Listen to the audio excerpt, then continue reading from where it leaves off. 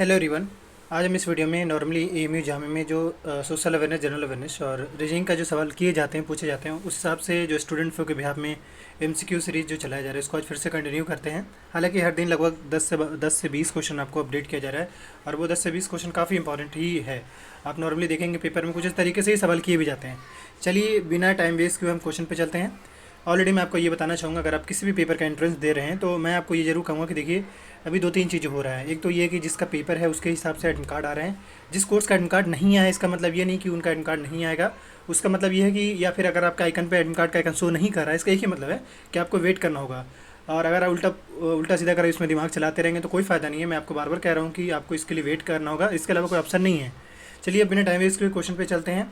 Question first हमारा ये कह रहा है कि काफ़ी सेलेक्टिव क्वेश्चन है, देख सकते हैं यहाँ पे कह रहा है which of the following are fundamental to the governance of country according to the Indian constitution. मतलब इंडियन कॉन्स्टिट्यूशन के हिसाब से जो इसमें से कौन सा ऐसा पार्ट है जो गवर्नेंस के अकॉर्डिंग फंडामेंटल है। वो मतलब गवर्नमेंट के हिसाब से वो फंडामेंटल है। जैसे आम लोग के लिए फंडामेंटल राइट्स है, ऐसे ही जैसे आम लोग के लिए अलग फंडामेंटल राइट फ्रॉम आर्टिकल 12 से 35 तक, ऐसे ही गवर्नेंस को लेकर किसी भी कंट्री में, या हमारे देश की बात करें तो कंट्री को लेकर जो गवर्नेंस है उस हिसाब से इसमें से कौन सा ऐसा पार्ट है जो उनके लिए फंडामेंटल राइट है। तो इसके जो करेक्ट आंसर होंगे वो होंगे आपका डीपीएसपी। ऑब्वियसली डीपीएसपी जो है इन्फोर्सबल नहीं है, बट स्टेट को पावर देता है कि सोशल वेलफेयर के लिए एक से एक स्टेप ले जाए ताकि वो स्टेट अपलिफ्ट करे और ग्रोथ कर सके। क्योंकि सोशल वेलफेयर में या फिर डीपीएसपी में जितने भी आर्टिकल्स है उसको अगर ढंग से पढ़ेंगे तो आपको ऐसा लगेगा कि हाँ एक स्टेट जो है, अगर एक कोई स्टेट अगर चाहता है कि मतलब कोई भी अगर गवर्नमेंट अगर चाहती है उस स्टेट को अपलिफ्ट करना, तो डीपीएसपी एक one of the best way होगा। चलिए अब नेक्स्ट क्वेश्चन पे आते हैं। कह रहा on which date India's constituent assembly adopted national flags of India. यानी कि नेशनल फ्लैग कब अडॉप्ट किया गया वो उसके बारे में पूछा जा रहा है।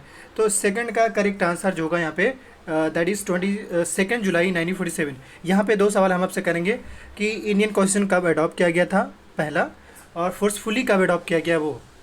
अब आते हैं अगले क्वेश्चन पे। नेक्स्ट क्वेश्चन यहाँ पे कह रहा है कि एक सेकंड, नेक्स्ट क्वेश्चन यहाँ पे कह रहे हैं कि how many days of prior notice is required for the impeachment of president of India. यानी कि प्रेसिडेंट ऑफ इंडिया को कह लीजिए उनको नोटिफाई किया जाता है, सिंपली नोटिस दिया जाता है इम्पीचमेंट को लेकर। मिनिमम या फिर मैक्सिमम कह लीजिए, मिनिमम नहीं मैक्सिमम कितने दिन के अंदर अंदर के लिए उनको दिया जाता है, या फिर ऐसे समझे कि कितने दिनों के लिए उनको प्रायर नोटिस। इससे सिंपल सी बात है, यहाँ पे कंफ्यूज हो जाएगा। मतलब सिंपल सी बात है कि प्रेसिडेंट के अगेंस्ट अगर इम्पीचमेंट चलाना हो तो उनको कितना दिन पहले इन्फॉर्म किया जाएगा, बस इसका सवाल का मतलब यही है। तो इसके करेक्ट आंसर जो होंगे दैट इज आपका बी होगा, 14 डेज। और अब आते हैं अगले क्वेश्चन पे। पहले क्वेश्चन पढ़िएगा तब आंसर करिएगा। नेक्स्ट क्वेश्चन कह रहे हैं who appoint the chief electoral officer who assist the election commission at state level. यानी स्टेट लेवल पे चीफ इलेक्टोरल ऑफिसर को कौन असिस्ट करता है या अपॉइंट करता है। तो इसके जो करेक्ट आंसर होंगे यहाँ पे देख सकते हैं 4 ऑप्शंस हैं। करेक्ट आंसर होंगे चीफ इलेक्शन कमिश्नर। अब हम आपसे एक सवाल कर देते हैं, बताइए मुझे कि चीफ इलेक्शन कमिश्नर को कौन अपॉइंट करता है, चीफ इलेक्शन कमिश्नर को कौन अपॉइंट करता है। और अब आते हैं अगले क्वेश्चन पे। नेक्स्ट क्वेश्चन यहाँ पे कह रहा है कि the advocate general of state submit his resignation to which of the following. यानी कि आपको पता है कि हर लगभग सारे स्टेट्स में एक एडवोकेट जनरल होता है, एक अटॉर्नी जनरल होता है। अटॉर्नी जनरल से आपसे सवाल ये है कि अटॉर्नी जनरल को अपॉइंट कौन करते हैं, पहला। दूसरा, उनका एलिजिबिलिटी क्राइटेरिया क्या होता है, किसके बराबर होता है, वो आपको बताना है। चलिए अब हम फिर से क्वेश्चन पे आ रहे हैं। ये अपना रेजिग्नेशन कहाँ सबमिट करें, कौन, एडवोकेट जनरल। तो इसके जो करेक्ट आंसर होंगे वो आपका होगा दैट इज़ गवर्नर। क्योंकि नॉर्मली ये स्टेट के अंदर काम कर रहे होते हैं, यानी किसी स्पेसिफिक स्टेट में, इसलिए। अब आते हैं अगले क्वेश्चन पे। अगला क्वेश्चन यहाँ पे कह रहा है कि which Portuguese viceroy follow the blue water policy in India. Blue water policy इनमें से किसने फॉलो किए थे। तो 6 का करेक्ट आंसर, थोड़ा पोर्तुगीज़ के बारे में तो वैसे ही पढ़ लीजिएगा। 6 का करेक्ट आंसर यहाँ पे that is Francisco de Almeida होगा। अब आते हैं अगले क्वेश्चन पे। अगला क्वेश्चन यहाँ पे कह रहा है who has initiated the slogan इनकलाब जिंदाबाद। तो इसके जो करेक्ट आंसर होंगे आपको 4 ऑप्शन हैं। करेक्ट आंसर जो होगा दैट इज हसरत मोहानी होगा। अब आते हैं अगले क्वेश्चन पे।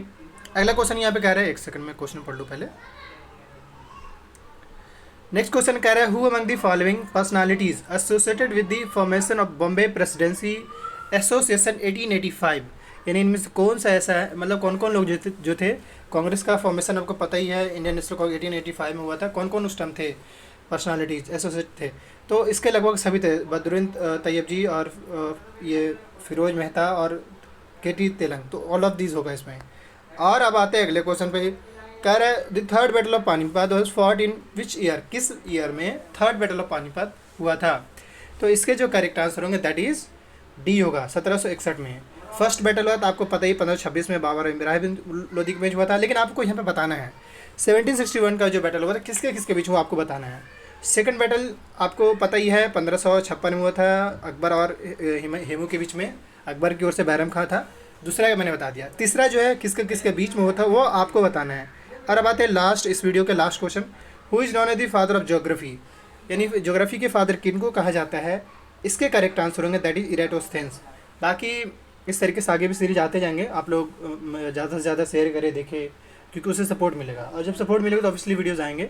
बाकी कोई भी क्वेरी होता है कमेंट करिए। और मैं फिर से करूँ, जिस किसी भी स्टूडेंट को मॉक टेस्ट ज्वाइन करना है, ज्वाइन करने के लिए वीडियो के डिस्क्रिप्शन बॉक्स में व्हाट्सअप नंबर है, आप टेक्स्ट कर सकते हैं। बाकी सर कोई भी क्वेरी होता है कमेंट